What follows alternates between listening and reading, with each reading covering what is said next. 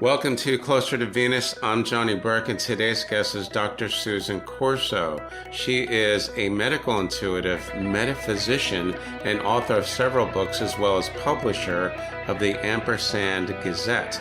Today we'll be talking about the human energy system as seen through a prism. Dr. Susan, welcome to the show. Thank you very much, Johnny. It's very nice to be here. This is the first time I've had someone on that is a medical intuitive. Before we get into that, how did you find yourself on this path? Well, that's actually find yourself on this path is a really good way to put it, is the truth.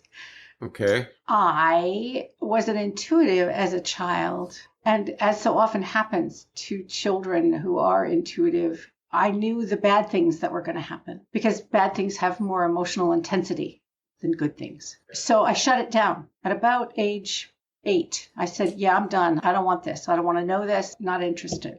And then when I was 25, a friend of mine gave me a psychic reading for my birthday. And I walked into this woman's house and she said to me, you should be reading for me. I said, what? Long story short, she told me that I was a healer in Egypt, a color healer. Oh my. I was a little more grounded in reality in those days, or what seems like reality. I said, yeah, right. So a friend of mine came, took me out for dinner. I'm telling her about this, and we decided we're going to go to East West Books on Fifth Avenue in New York City, which is a spiritual bookstore, and look for books on color healing and find out what is going on here. I'm standing in front of a whole bookshelf, and these 3 books fell off the shelf in front of me. My friend's name was Susan. I said to her, Suze? She said, yeah, they fell. You're right. Aha. So I bought the books. I get home and I'm reading and I'm about 50 pages into one and I said, I know this stuff. I already know this stuff. What were the books? They were all books about how to use color and energy and vibration for healing. As a child, you had intuitive impressions. You knew things that were going to happen, which sounds like a psychic ability. Did you have any experience with the spirit world as a child? Yes. Because what actually turned my intuition on was the very tragic and unexpected death of my father. My father was killed in a plane crash when I was 5. It's terrible enough that he was killed in a plane crash, but in those days, this was a long, long time ago, before they had to notify next of kin, my mother heard his name as being one of the deceased in this plane crash on the radio in the car, with me in the car, on the way to pick him up from the airport. Wow. Yeah, she freaked out. And I, of course, I'm 5. I don't know what this is. She said to me, Mommy needs a police car. And she put me on the roof of our lemon yellow VW Bug. And I closed my little eyes and I put my fists in the air and I said, I need a police car. And I opened my eyes and there was a black and white in front of me. I don't know how that happened. I can't tell you to this day how that happened. But that was when my intuition started to work overtime. And I started to see things, to know who was going to be in a car accident, who was going to call on the phone with bad news, who was going to have a family problem. I started seeing problems in my mom's friends' marriages. I mean, like weird stuff for a kid. Very weird. Yeah. As part of that, yes, I did see my father. The spirit world question. I did see my father. No one else did. And I kept my mouth shut about it. And I have periodically over the years seen him since, once or twice, but not in dramatic situations, not in painful situations, just in everyday situations. I was out at a restaurant and looked up at the bar and there he was. What did he look like? Like himself. Did he look the same age? Did he look older? Did he look younger? To me, he looked the same age. Now, understanding that, Earth time is going by and I'm growing up and my perception of him is as a 5-year-old, my last perception of him. So I don't see him as aging the 20 some odd years I've lived since then. I saw him as I saw him as a child. So he was in his early 20s. He was 26, I think, when he died. Any messages, any dream visitations or anything like that? Nope. Not a one. And he's not ever sent me a message like for me to be able to say to you, oh, yeah, Johnny, my dad said blah. Nope, never. Just a sense and an abiding sense of his presence. In those days, they didn't tell kids the truth about death. Dr. Spock thought that children couldn't handle death. So what they said to me and my 2 younger brothers, and I was 5, David was 3, and Frank was about to turn 2, was, Daddy isn't coming to your birthday party. That was the whole explanation. So there was no talk about what death was. All I knew was that he wasn't coming back, but didn't know why. So it took me a very long time to figure out that I had something to grieve and that I had been trying as my nature as a healer to help my mother heal her grief. My mother has 3 children under the age of 5, and it's 1963, and women of her class didn't work. They were wives and mothers. My mom was at sea. I like to say she moved into a martini glass for a year, and then she married 3 alcoholics in a row, just for fun. Wow. Well, it was a lab of sorts for me, and I don't drink because of it. You found out, or you were told at an early age, that you were a healer, I believe, in Egypt. Was that ancient Egypt? And that obviously brings up the subject of past lives. Do you have any insight into that? Did you experience a past life or several of them? I have. I have done past life regression a couple of times. I do find past lives as commonly spoken of in the world of woo, as they say. Not everybody was Nefertiti. Sorry, but we weren't. You weren't, Johnny. I'm sorry. I never said I was. The last time someone asked what I was in the past life, and I have no idea, I've had no experiences, I jokingly said, yes, I had a life in Rome. I was a whipping boy. And they all started laughing.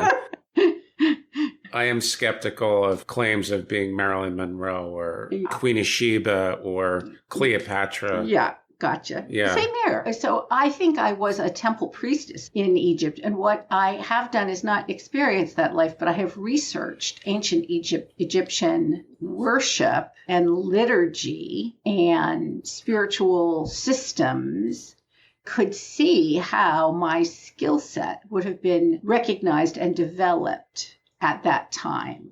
It's a form of energy healing. You can call it Reiki, or you can call it prana, or you can call it chi, or you can call it Herald. I don't care. It's an ability to interface on an energetic level with anything. One of the things that happens to me when I walk into someone's house is I can see the static energy all around their electronic devices. People leave their computers on and they don't clean them energetically. I personally believe that there is such a thing as reincarnation and that we do choose to embody, but I don't think that there is anything more important about a past life than this one, ever. The reason for that is if this one weren't the most important, you wouldn't be here. We need you here as Johnny Burke this time. And it doesn't matter if you were a whipping boy in Rome or you weren't.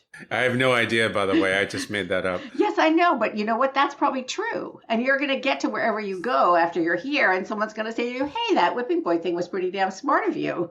And it actually was, because I think it's the lives that we've had in the past and the life we have right now. It's part of a progression. Just out of curiosity, I wanted to ask you about Egypt. You apparently had that life as, let's say, a priestess. Was that in ancient Egypt, like before recorded history, or was it during the time of the pharaohs? During the time of the pharaohs. Did it seem at that time that the culture, the civilization, was perhaps more advanced consciousness-wise than the one we're in now, or was it about the same? My experience of it, you have to understand, a temple priestess is a person who is set aside from the chariot mechanics. She doesn't deal with those people. She's dealing with people who are on a spiritual journey because she's an embodiment of clergy, we would call it today. So given that, I would say that there was a much more conscious group of people assembled who knew one another. And we would call that a religious sect now, or a religion, or a denomination in our common parlance. I think there were people who did consciousness work in Egypt. I think that was so during Roman times. I think it was so during Greek civilization. And I think as humanity hit essentially the Middle Ages and the rise of the ecclesia, the Catholic Church, that was the universal church, and the keeping down of the masses as uneducated. When education, the ability to learn about your own self, began to be curtailed because you were only valued for what you could do instead of what you could think or what you could be. Can you plow a field? Good, you do that. So it's a reductionism in the perception and treatment of humanity on the part of the priesthood that I think has hurt our civilization damningly to this point. If you can imagine consciousness values or frequency, it kind of hit a peak. And when this happened with the church, the consciousness seemed to be literally going down. Well, not going down, but stifled deliberately. Okay. In the name of power, in the name of greed, and in the name of control. And it was power over, and it was greed for, which is then a belief in I win, you lose. Here's the establishment of polarity. As opposed to we, it's I. It's ego-centered. When before, it was much more collective. We live in a village, and I plant potatoes, and you plant kale, or whatever they were planting in those days, and we swap. I give you potatoes, you get kale. We're good, because we understand that I can't plant potatoes and kale in the same place, and neither can you. It seems like there's a comparison between the Piscean age and the Aquarian age, and the values are much different. Yes. Let's go back to your origins as a healer. Do you get a sense that your mission or your purpose is to be a healer in this incarnation? For a time, I thought that was true, and I still do some one-on-one healing work. I think my greater purpose at this point, I came to Earth with an ability to explain very complicated spiritual concepts in simple terms. If I'm in a room full of engineers, civil engineers who make dams, I'm going to use mechanical imagery to help them understand reincarnation, let's say. My ability is to metaphorize concepts for access. What I really think I am is an advocate for humans to understand something fundamental that I think we've forgotten. And that's this. You, Johnny Burke, are an integrity unto yourself. I am an integrity unto myself. I am not a flawed, broken problem. So everyone we deal with is actually whole. We have forgotten that, though. So I don't know if you've noticed this, but so many people in the world these days are leading with their victimhood, right? Oh, well, that's a trigger for me. I can't talk about that. Or that's a trigger for me. Didn't Edgar Cayce once say, there are no victims? I don't know if he did. That's awesome if he did. So I hear more and more people talk about reincarnation cycle and pre-birth planning, life in between lives, and plan their mission when they come down here. Of course, they forget. A lot of them do talk about there are no victims. There really isn't any tragedy. There is no good and bad, just experience. And it's usually planned, a lot of it, for you, for us to learn. I thought that was interesting that you brought up victimhood, because that implies we've forgotten where we came from. Maybe we're supposed to, maybe we're not. Let's talk about the human energy system. So we know about your origins as a healer, your intuitive gifts. What is the human energy system as you see it? That's a really good question. When a person goes to medical school, she studies 11 systems. But very few people who go to medical school ask this question. What makes the circulatory system circulate? Other than the fact that there's a pump. What makes the respiratory system respire? If you know anything about the mysticism of numbers, you know that 12 is a mystical number. There are 12 systems. The 12th one that's not studied in medical school is the human energy system. And that is the life force. That is the animating spark that makes all those other 11 systems go. I deal with the human energy system through the chakras, which is the life force viewed through a prism, which is why the chakras are noted for their colors. Red, orange, yellow, green, blue, indigo, violet, rose. So that is a prism on the life force, the spark of you. Now, I would call that the God spark or the divine spark, but you don't have to call it that. I don't think the divine cares either. I think we just need to know that we have an animating something. Now, here's a concept, has a huge implication, which is that it came from somewhere and that it means that there's a bigger system that we all fit into. There's a reason that I'm talking to Johnny Burke this morning and not anybody else. In other words, no coincidences. No. Not only are there no coincidences, but I truly believe everything happens for a reason.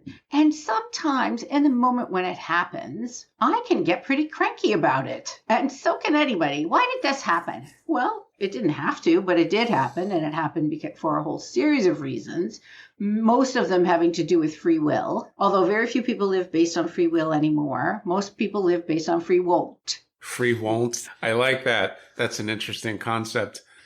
You have free won't. That's like saying there it isn't. Well, that's exactly right. So here's the deal about free won't. Free won't is what you don't want, not what you do want. I just don't want this to happen. I just don't want that to happen. Well, yeah, what do you want? How the hell is the universe supposed to respond to you if all you're saying is what you don't want? I've actually had a discussion about this the other day with another speaker, and she was telling me you have to be very specific.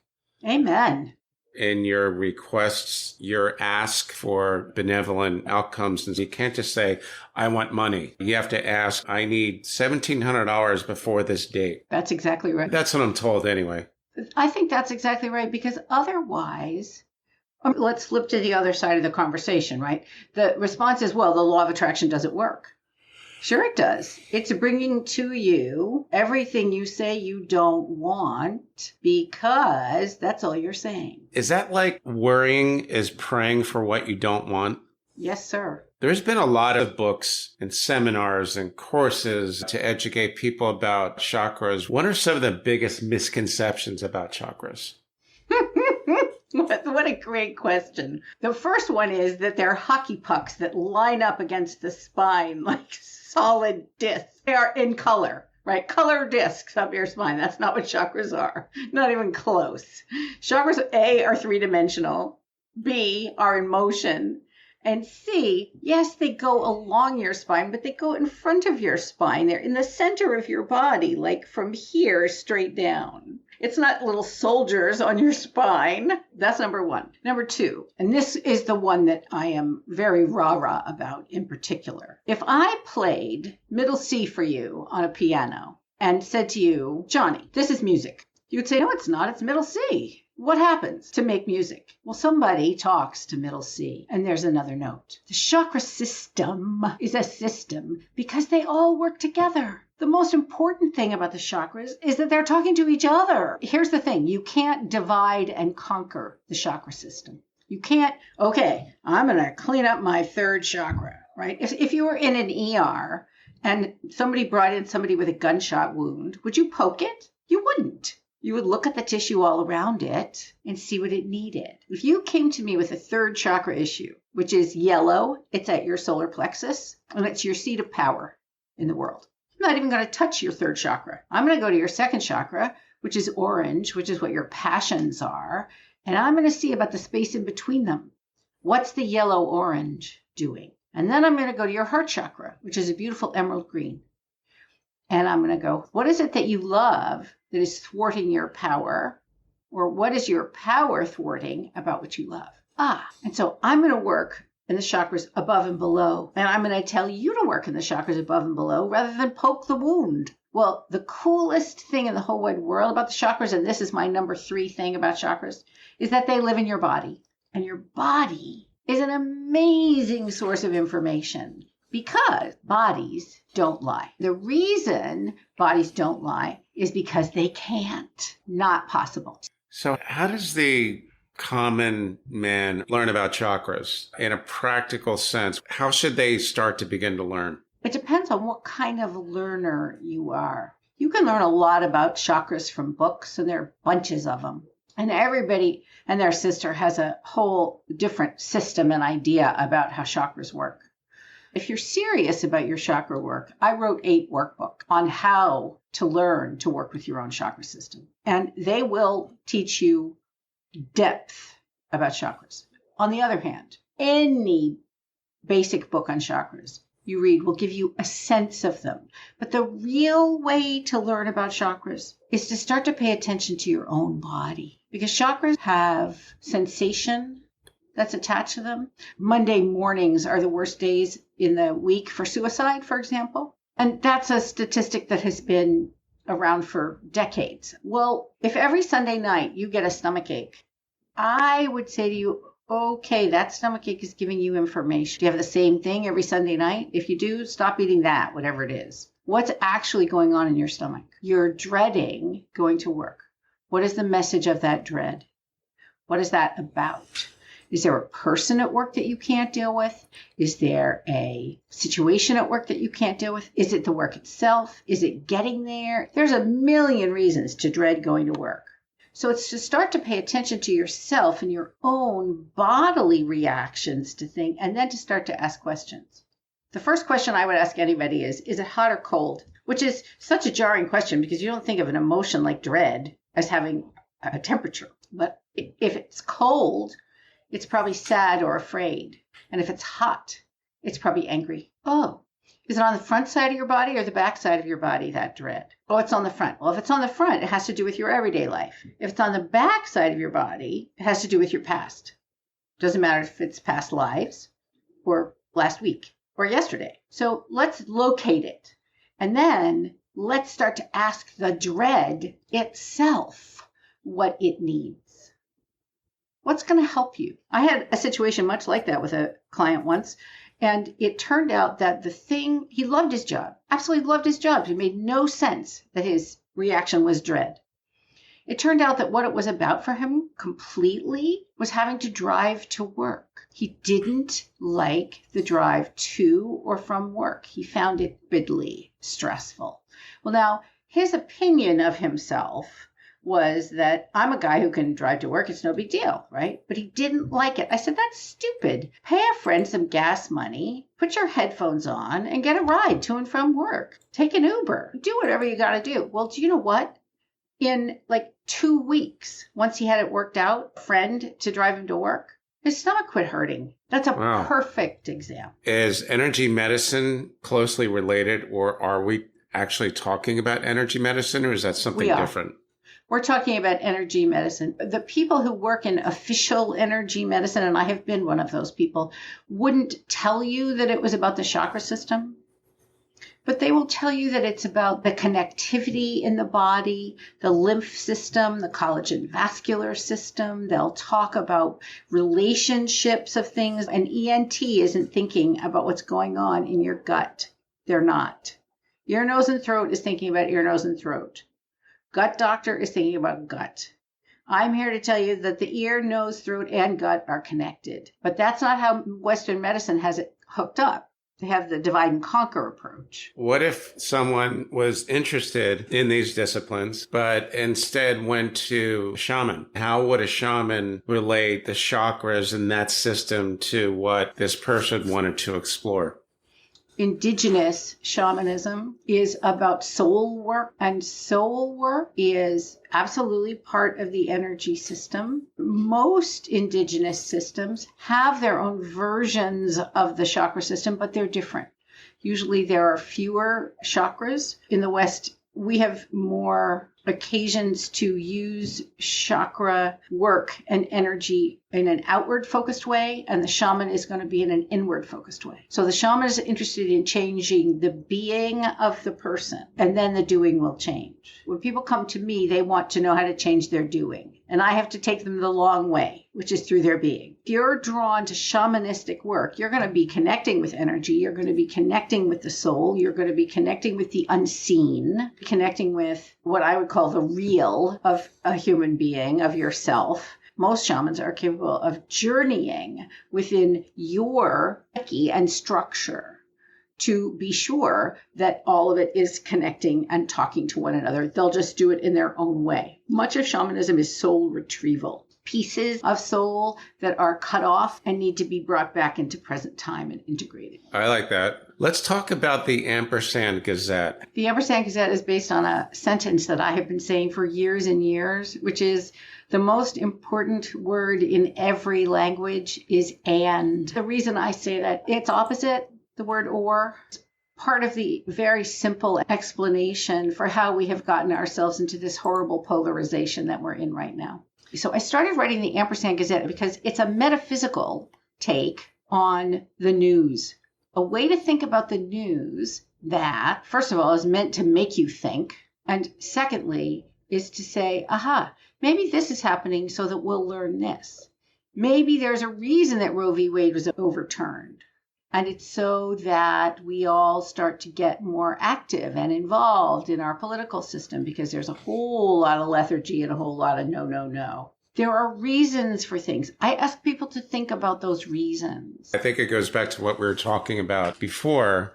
Instead of looking at something like, why does this happen to me? And why is this happening? And why are these rednecks holding up a sign, jail for Hillary? This is going back a couple of years.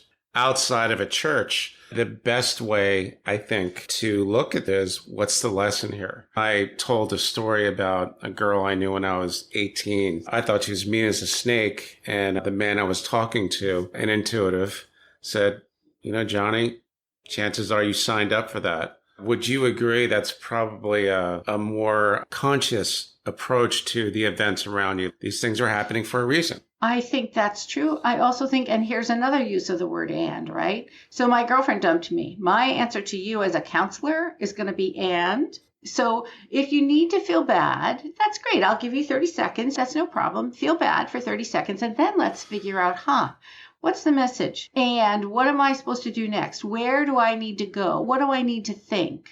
Do I need to forgive myself for something? Do I need to think about something differently? Do I need to examine some of my own behavior? Because the only side of the street, Johnny, that you can clean up is your side. It's true. So why was my dad killed in a plane crash when I was a kid? Somewhere I agreed to that. That was in the planning, right? That's right. You agreed to that. I'll use an example. I was watching Gaia TV, this episode where they were talking about the in-between space. Life in between lives, and this man apparently experienced the mean uncle, and they finally got to communicating, and the mean uncle said, don't you remember? We agreed to this. That just blew my mind. Which is one of the reasons why working on your own consciousness, thinking about yourself, learning to listen to your body, paying attention to your own energy. The people I encounter most days are absolutely toast. They're overburdened, they're overwhelmed, they're overscheduled, they don't have a minute to think, they can't read a book. And I go, whoa, wait, what are you doing to take care of your own energy? Instead of constantly being bombarded with more information and more input. No. That's why I like my chakra workbooks. That's why I like the listen to the body part of this.